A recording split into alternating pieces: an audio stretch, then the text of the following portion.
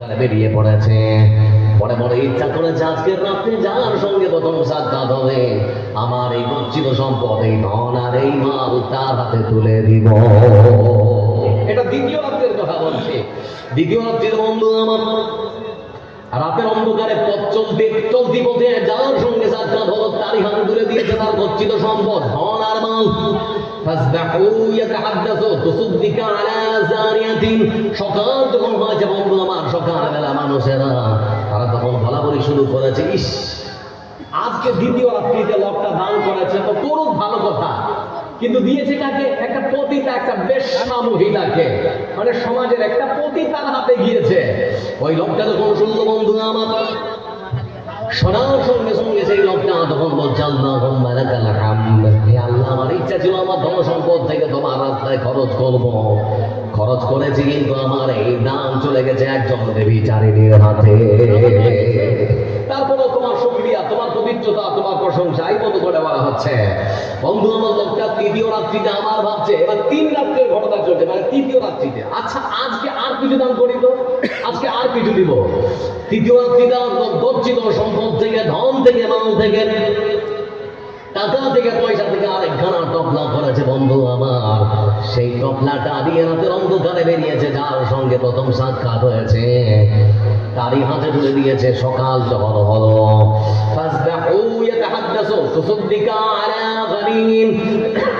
সকাল যখন হলো, সকালবেলা মানুষেরা তখন বলা বলি করতে শুরু করেছে, জানিস বিনগর গ্রামের ধনী মানুষটা দান করেছে, প্রথম রাত্রে পেয়েছে চোর, দ্বিতীয় রাত্রে পেয়েছে একজন বেশ্যা মহিলা, তৃতীয় রাত্রে একটা ধনী মানুষ আরেকটা ধনী মানুষকে দিয়েছে। কি লাভ হলো? আচ্ছা আপনারা বলেন লাভ হয়েছে না হয়নি? আপনারা বলেন লাভ হয়েছে না হয়নি? বলে মনীষা বুঝতে যে পারি না, এবার লাভ কি হলো আমার কাছ থেকে শুনে রে। হাদিসের পরিভাষা রাসূলুল্লাহ সাল্লাল্লাহু আলাইহি ওয়াসাল্লাম তিনি বলেছেন, সেই মানুষটাকে স্বপ্ন যোগে দেখানো হচ্ছে। মানুষটা যখন রাত্রিবেলা ঘুমিয়েছে, স্বপ্ন যোগে তাকে দেখানো হচ্ছে, এই আল্লাহর বান্দা তুমি প্রথম রাত্রে দান করেছিলে, কাকে দিয়েছিলে? বলে চোরকে। দ্বিতীয় রাত্রে? বলে পতিতাকে। বলে তৃতীয় রাত্রে? বলে একটা ধনী মানুষকে। শুনে নাও, প্রথম রাত্রে তুমি তোমার গচ্ছিত সম্পদ থেকে তোমার যে ধন, তোমার যে মাল চুর করে দিয়েছিলে, যার হাতে সে ছিল একজন চোর। টাকার অভাবে সে চুরি করছিল তোমার সম্পদ, তোমার টাকা পয়সা পাওয়ার পর সেই চোর প্রতিজ্ঞা করেছে সে আর কখনো চুরি করবে না। তার মানে সমাজ থেকে চুরি বন্ধ, নাকি? সমাজ থেকে কি বন্ধ হয়ে গেল? চুরি বন্ধ। দ্বিতীয় রাত্রিতে তুমি যে টাকা দিয়েছিলেন, তোমার সেই টাকা যার হাতে গিয়েছিল সে হলো একজন বেশ্যা, পতিতা মহিলা। যেই মহিলা নাকি তাদের দেহ বিক্রি করে রুজি রুটি ইনকাম করে, সেই মহিলা যখন তোমার গচ্ছিত সম্পদ থেকে টাকা পেল, সেই মহিলা মনে মনে তখন ভাবলো, রাব্বুল আলামিন টাকার জন্যে আমি দেহ বিক্রি করে থাকি, টাকা যখন পেয়ে গেলাম আজ থেকে প্রতিজ্ঞা করলাম আজ থেকে আমি আমার আর দেহ কোনো পরপুরুষের কাছে বিক্রি করব না। তার মানে সমাজ থেকে বেহায়াপনা, অশ্লীলতা চিরতরে বন্ধ হয়ে গেল। প্রথম রাত্রিতে দান করার কারণে চুরি বন্ধ হয়ে গেল। দ্বিতীয় রাত্রিতে ব্যভিচারিণীর হাতে দান করার কারণে বন্ধু আমার খারাপি, অথবা বন্ধু আমার অশ্লীলতা, অথবা সমাজের মধ্যে বেহায়াপনা বন্ধ হয়ে গেল। তৃতীয় রাত্রের ঘটনা, তোমার যে ধন সম্পদ পেয়েছিল, তোমার মতো একজন ধনী মানুষ, তোমার মতো একজন বড় লোক মানুষের কাছে যখন তোমার ধন সম্পদ গিয়েছিল, তোমার সেই ধন সম্পদ যখন একজন ধনী মানুষ পেল, সে তখন মনে মনে চিন্তা করলো, হায় রে আমার বাড়ি তো বিনগর গ্রামের আমার মতো একজন ধনী মানুষ, সে যদি তার ধন সম্পদ থেকে আল্লাহর রাস্তায় খরচ করতে পারে, আমি কেন পারবো না? আল্লাহ আমাকেও ধন মাল দিয়েছে, তার মতো করে আমিও আমার ধন মাল থেকে এখন খরচ করব। তার মানে তৃতীয় রাত্রিতে ওই ধনী মানুষ পেয়েছে, ও তখন শিক্ষা নিল যে ও যদি পারে তো আমি কেন পারবো না। এবার আপনারা বলে লাভ হলো না লস হলো? কথা বলে না, লাভ হলো না লস হলো? এই মতো করে যদি আপনারা দান করেন, সমাজের লাভ হবে, লস হবে না। যারা বসে আছেন, আর একটা প্রশ্ন করছি আপনাদের, কোরআন হাদিস জানার প্রয়োজন আছে না নেই? কথা বলে না, জানার প্রয়োজন আছে না রে? যদি মনে করেন কোরআন হাদিস জানার প্রয়োজন নেই, তাহলে পশ্চিমবাংলার মাটিতে এমন একজন নেতা সকালে কন্দল করে আর সন্ধ্যায় কন্দলে যায়, সে নিজেও জানে না। সকালে কন্দলে আছে আর সন্ধ্যায় কন্দলে যায়, সে নিজেও জানে না। নাম বলবো? অর্জুন সিং। কি নাম বললাম? কথা বলে না, কি নাম বললাম? অর্জুন সিং। কখন তৃণমূলে কখন বিজেপিতে সে নিজেও জানে। এখন কোন দলে আছে ওকে জিজ্ঞেস করে তো নিজেও বুঝতে পারে না যে আমি কোন দলে আছি। এই মাথা মোটা কলকাতার মাটিতে এক সভা মঞ্চে দাঁড়িয়ে প্রকাশ্য জনসভায় তার নেতা নেত্রীরা পিছনে বসে আছে, আর সেখানে মন্তব্য করছে ইসলাম ধর্মে ধর্ষণ করাটা বড় কোনো অপরাধ নয়। বুঝতে পারছেন কি বলছি? ইসলাম ধর্মে ধর্ষণ করাটা বড় কোনো অপরাধ নয়। বিজেপির একজন নেতা বলছে যার নাম অর্জুন সিং। এটা আপনারা বিশ্বাস করেন? কথা বলেন, এটা আপনারা বিশ্বাস করেন? ইসলাম কি ধর্ষণের অনুমতি দিয়েছে? হেনা বলেন দেখো, দিয়েছে কি? ইসলাম এমনই এক ধর্ম যে ধর্ম শিক্ষা দেয় আপনার ছেলের বয়স 10 বছর, আপনার ছেলে আপনার সঙ্গে আর ঘুমোতে পারবে না। আপনার মেয়ের বয়স 10 বছর, আপনার মেয়ে আপনার মার সঙ্গে আর ঘুমাতে পারবে না। ইসলাম শিক্ষা দিয়েছে দুজন যুবতী মেয়ে এক বিছানায় ঘুমাতে পারবে না।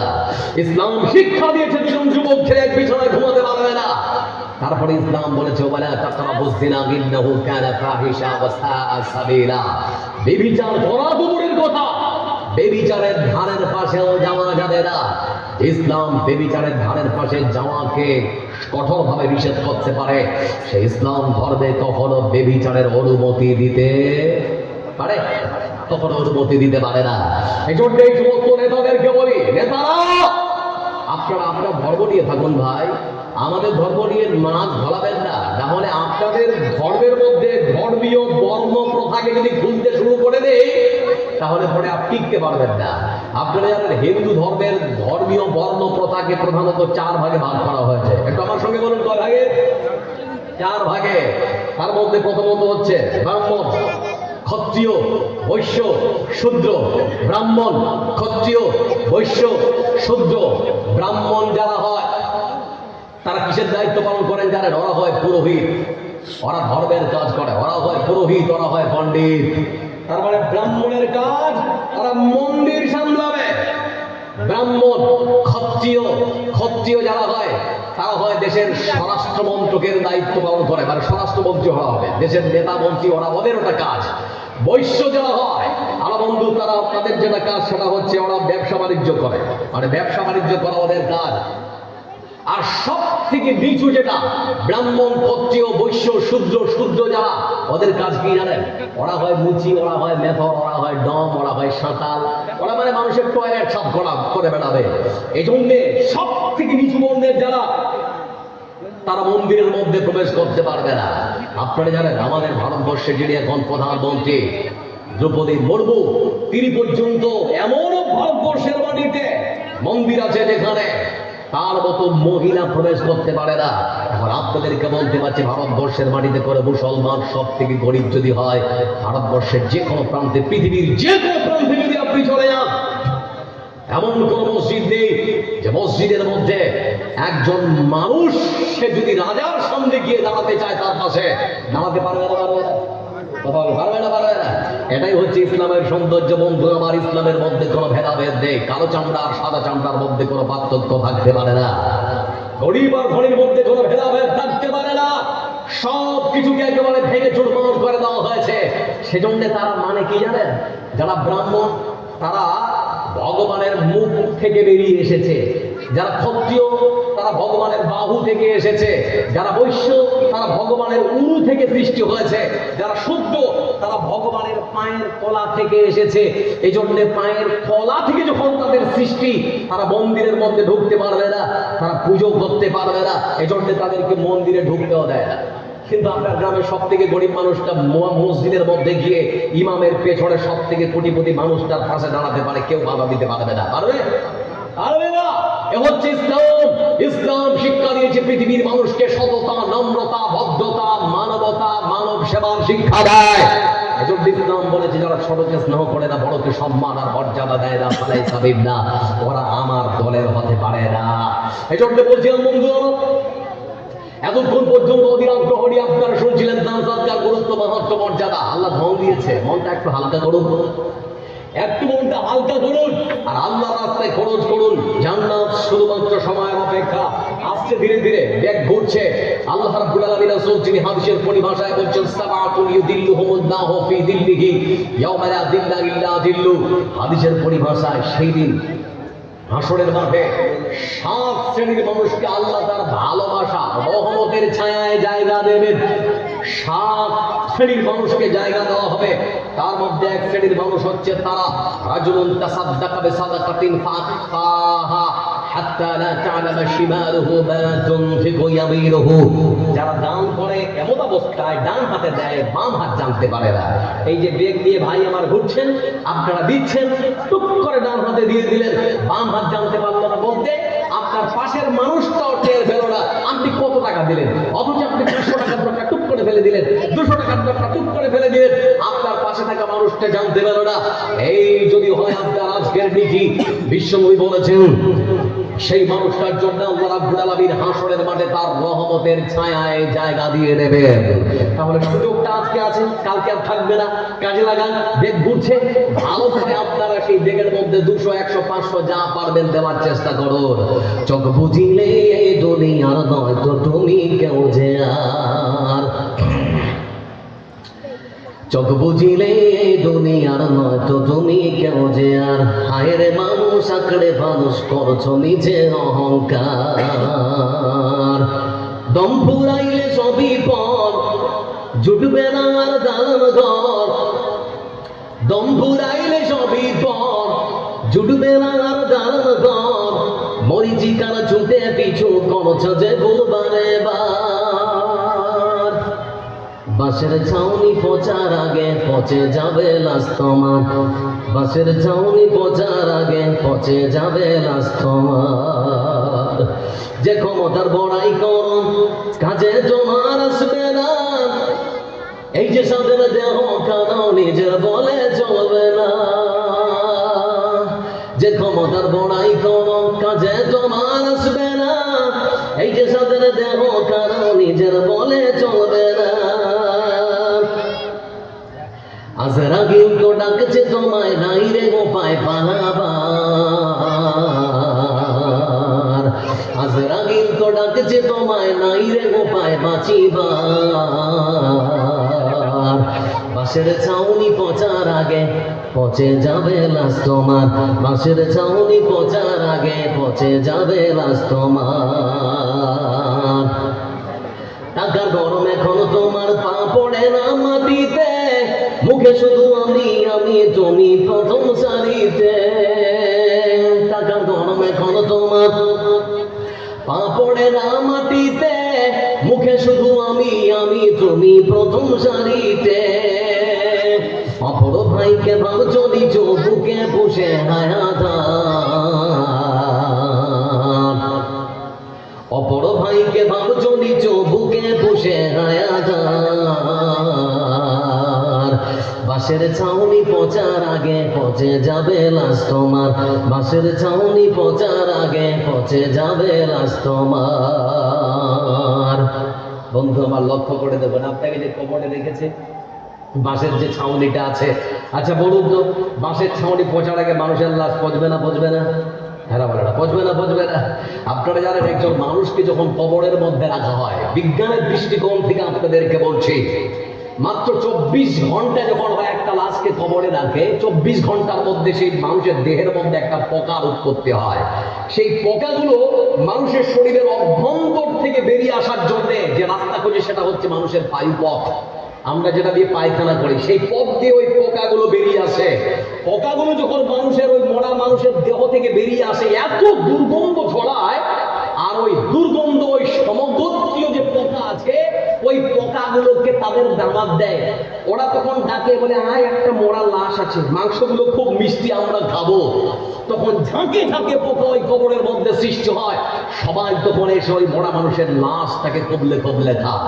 মাত্র 3 দিন, 3 দিনের মধ্যে ওই মরা লাশের সব থেকে বেশি যেটা ক্ষত বিক্ষত বা নষ্ট হয়ে যায় সেটা হচ্ছে মানুষের নাক। এই নাকটাকে পচে যায়, এই নাকে আগে পচন ধরে। 6 দিন যখন হয়, 6 দিনের বন্ধু আমার মানুষের মধ্যে এই যে হাতের নখগুলো আছে, পায়ের নখ, হাতের নখ, যে নখগুলো আছে এই নখগুলো খসে পড়ে যায়। 9 দিনের মধ্যে কি হয় জানেন? যখন 9 দিন হয়, 9 দিন পর প্রত্যেকটা মানুষের বড় দেহের মাথার চুল, গফ, দাড়ি, যত রকমের চুল আছে সমস্ত চুলগুলো শরীর থেকে আলাদা হয়ে যায়। 17 দিন যখন হয়ে যায়, ঠিক 17 দিনের মধ্যে মানুষের এই পেটটা ফুলে ফেটে একেবারে মোটা হয়ে যায়। পেটটা ফেটে তখন কলিজা, মোকাম, ফেফসা যা কিছু আছে সব কিছু বেরিয়ে যায় 30 দিনের মাথায়। মরা মানুষটার বয়স মাত্র 30 দিন। 30 দিনের মধ্যে মানুষের শরীরে হাড়ের মধ্যে যে মাংসগুলো ধরে আছে, এই মাংসগুলো তখন হাড় থেকে আলাদা হয়ে খসে খসে পড়ে যায়। 60 দিন অর্থাৎ 2 মাস পর মানুষের শরীরের হাড়ের মধ্যে যে জয়েন্টগুলো আছে, এই জয়েন্টগুলো একটার পর একটা ফুলে তখন মাটিতে পড়ে যায়। মাত্র 1 বছর পার হওয়ার মধ্যে মানুষের শরীরের সমস্ত হাড়, গোড়, রক্ত, চর্বি, চামড়া যা কিছু আছে সব কিছু মাটিতে খেয়ে শেষ করে দেয়। আমার বন্ধুরা জয়েন্টে বলতে চাচ্ছি, কিসের এত অহংকার? কিসের অহংকার? মাটি থেকে সৃষ্টি হয়েছেন, মাটিতেই ফিরে যাবেন। কিসের এত অহংকার? সম্পদের অহংকার, সৌন্দর্যের অহংকার, আমার বন্ধুরা টাকা পয়সার অহংকার, বাড়ির অহংকার, গাড়ির অহংকার, কত রকমের অহংকার করে পৃথিবীর মানুষ। কিন্তু এটা বোঝে না যে মরার সঙ্গে সঙ্গেই সব শেষ। মাটি দিয়ে এসেছি, মাটিতে চলে যাব। এজন্য বলতে চাচ্ছি বন্ধুরা আমার, অন্তত কথাগুলোকে মূল্যায়ন করুন। এসেছি সবাই, চলে যাব কে কখন জানি না। এজন্য যাওয়ার পূর্ব মুহূর্তে এমন কিছু ভালো কাজ করে যান, যাতে করে মহান রব তিনি খুশি হয়ে যান, যাতে করে আল্লাহ খুশি হয়ে যান, যাতে করে আল্লাহ রাব্বুল আলামিন আমাদের জন্য জান্নাত নসিব করে দেন। এমন একটা কাজ করে যান যে মাদ্রাসার বাচ্চাদেরকে আপনারা দেখছেন, এখানে অভাবী মানুষের বাচ্চারাই সব থেকে বেশি পড়ে। এই মাদ্রাসাটা অন্তত টিকিয়ে রাখার চেষ্টা করুন। যারা ধন সম্পদ দিয়ে পারবেন, ধন সম্পদ দিয়ে, যারা হয়তো অর্থ দিয়ে পারবেন না, শ্রম দিয়ে টিকিয়ে রাখুন, তাও পারবেন না, সুপরামর্শ দিয়ে টিকিয়ে রাখার চেষ্টা করুন। সবাই এগিয়ে আসুন। এই মাদ্রাসা আপনার, এ মাদ্রাসা আমাদের সবার, ব্যক্তিগত কারণ নয়। এ মাদ্রাসা সবারই সম্পদ, মহামূল্যবান সম্পদ। এখানে বাচ্চা তৈরি করার একটা কারখানা। এই জন্য ভূমিকাতে আপনাদেরকে বলেছিলাম, সন্তানের জন্য সম্পদ ছেড়ে যেতে হবে না। আপনার সন্তানকে সম্পদ বানিয়ে যান। আপনার সন্তানের জন্য টাকা পয়সা, বাড়ি গাড়ি ছেড়ে যেতে হবে না। আপনার সন্তানকে সম্পদ বানিয়ে যান। এই দুনিয়ার সম্পদ নয়, পরকালে সম্পদ বানিয়ে যান। এই দুনিয়ার সম্পদ বলতে মাস্টার, ব্যারিস্টার, প্রফেসর পড়েছেন ভালো কথা, কিন্তু আলেম বানাবেন না কেন? আপনি আপনার সন্তানকে একজন ভালো হাফিজ বানালেন না কেন? আপনি যদি আপনার সন্তানকে হাফিজ অথবা আলেম বানাতেন, তাহলে এই বাচ্চা আপনার জন্য দোয়া করতো। এই বাচ্চা অন্তত মরার পূর্ব মুহূর্তে, মরণের পর আপনার যে জানাজা, সেই জানাজাটা সুন্দর করে পড়তে বাধ্য। এই জন্য আপনার 3টা ছেলে, মাদ্রাসায় একটা দিন। আপনার 2টো ছেলে, মাদ্রাসায় একটা দিন। আপনার ছেলেকে পরকালের সম্পদ বানিয়ে যান। এই ছেলে মরার পর আপনার জন্য দোয়া করবে।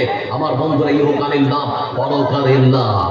এসেছিলাম আমি আপনাদের মাঝে, কিছুটা সময় হলো রয়েছি বসে। এসেছিলাম আমি আপনাদের মাঝে, কিছুটা সময় হলো রয়েছি বসে। এসেছে এবার বিদায় চিঠি, অশ্রুতে ভরে যায় 2টি আঁখি। বিদায় আমি নেব নাকি? বন্যা চাইলেও নিতে হয়, যা শুরু আছে তার শেষ আছে। ভালো থাকুন, সুস্থ থাকুন। আল্লাহ আপনাদের সকলকে ভালো রাখুন, সুস্থ রাখুন। যারা দান করেছেন, আল্লাহ আপনাদের মনের আশা আকাঙ্ক্ষা পূরণ করে দিন। আল্লাহ আপনাদের রুজি রুটিতে বরকত দিন। আল্লাহ আপনাদের ভালো রাখুন, সুস্থ রাখুন। সরকারের সমস্ত রকমের আনিত প্রকল্প এবং সর্বরকমের ষড়যন্ত্র থেকে আল্লাহ মুসলিম উম্মাহকে রক্ষা করো। ফিলিস্তিনের নিপীড়িত, নির্যাতিত আমার বৃদ্ধ নারী পুরুষ যারা অনবরত বলে যাচ্ছে, ওমা লাকুম লা তুকাতিলুনা ফি সাবিলিল্লাহ, আল্লাহ তুমি তোমার পক্ষ থেকে রহমত এবং শান্তি তাদের উপরে বর্ষণ করো। আমাদের সকলকে ভালো রাখো। আল্লাহ আমাদের সকলকে তুমি সুস্থ রাখো। এই আশার কাজকে সংক্ষিপ্ত বিবরণ এখানেই শেষ করছি। আসসালামু আলাইকুম।